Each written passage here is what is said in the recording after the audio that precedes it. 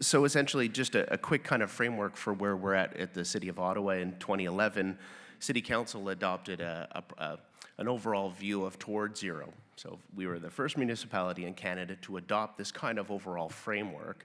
And for 5 years, I've had the fortunate pleasure of actually running it.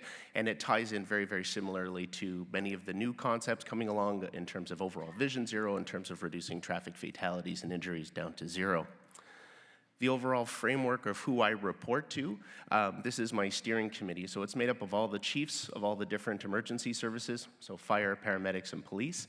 It also involves the medical officer of health from Ottawa Public Health, the general manager of transportation services, and more recently we've added the regional supervising coroner to the mix. This is actually the cascading effect of this actual large steering committee is we recently launched a fatal collision review committee involving some of these same players, where we sit down and as I know Toronto's now doing as well, is we're looking at each individual fatal collision, and we're looking at it from a multidisciplinary approach. So fatal collision investigators review the actual scene information with us, and we all take a 3E approach, plus the doctors involved and the coroners involved to actually bring in their expertise. And it's leading to some pretty insightful pieces of information that we hope to one day be able to report on an annual basis. And I encourage you, if you can actually bring that kind of model to looking at fatal collisions, it'll be a real eye-opener. So I'll give you an idea of the 1 meter device here.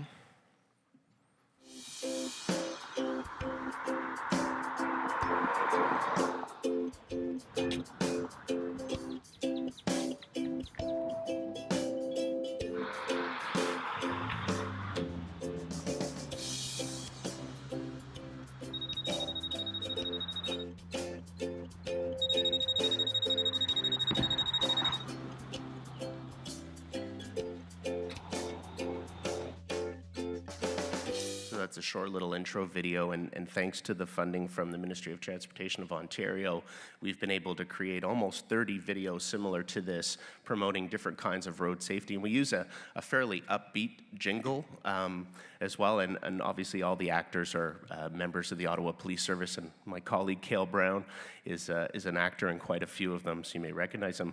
So the idea came from really surfing the internet and looking at whether their jurisdictions had done about the issue of safe passing legislation. And so Cale stumbled across this organization, a group of engineers out of Texas who created this device. And so it ultimately uses ultrasound, to measure the passing distance. And so we purchased one of the units and immediately put it into play. And what we did was we served it up as a media opportunity. And my colleagues at the Ottawa Police Service were quite hesitant at the beginning to use a device that had not gone through thorough testing and so on and so on. But we, with some, I would just say, brute force and pressure, we found the one champion in the service that was willing to move forward with it, and we gave him lots of encouragement, and we gave him all the speaking points, and we went out and we did a kind of a short media hit, and every single news station in the city came and took a look at it. So,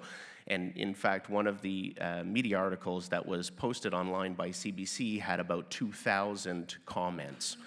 So right off the bat, the device itself is about $2,000. So we looked at it as a return on investment was $1 per comment of people being aware that there was a 1 meter legislation, and so on and so on. The other thing that it brought out is very, very angry drivers. So about 1,750 of those comments were, "What are you clowns doing?" But anyways, that's a whole other story. Angry drivers are everywhere. So to talk about stats, in the 3 hours of enforcement that we've done, so we got the initiative going in June of 2016. We went out and gave everybody this education time because we don't want to start charging folks right away. So in the 1 hour and on a cold day in November on a relatively busy street in downtown Ottawa, we laid 7 charges. Then we packed it up for the winter, and as you know, we get tons of snow. We finally defrosted ourselves probably, I guess, in May of this year, and in another 2 hours, we laid another 6 charges. So we have now laid successfully 13 charges all around, and the quick question comes up, of course, is how many of those have been challenged in court?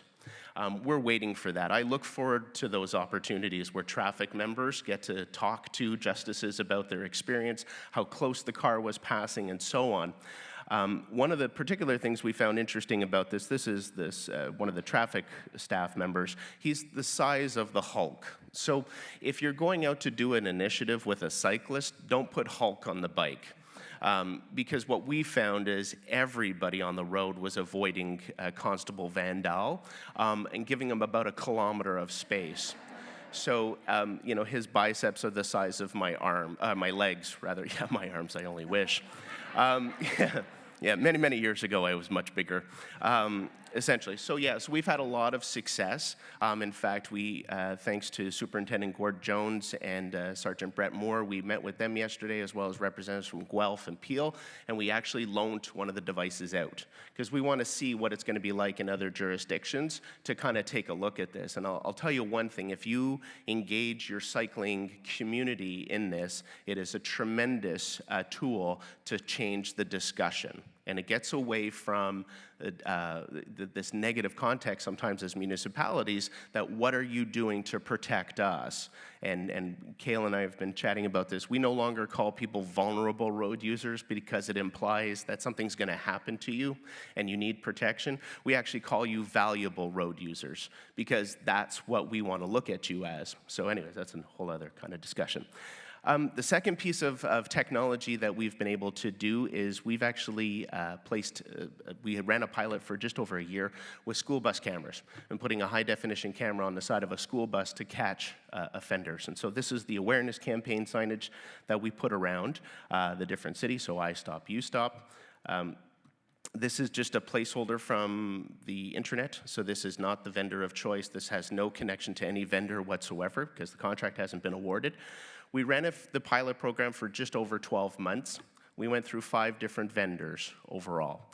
The last vendor that came onto the scene in a period of 40 school days, and so from September 1st to October 31st, was the most successful one. So in that 40 days of school time on one bus route in one area of the city, we laid 70 of the 75 charges. When we closed the pilot, 150 video clips were left on the system that our staff from the Ottawa Police reviewed that would have been successful charges. They just didn't get to them in time. Okay, so 220 charges could have been laid on one bus and one route.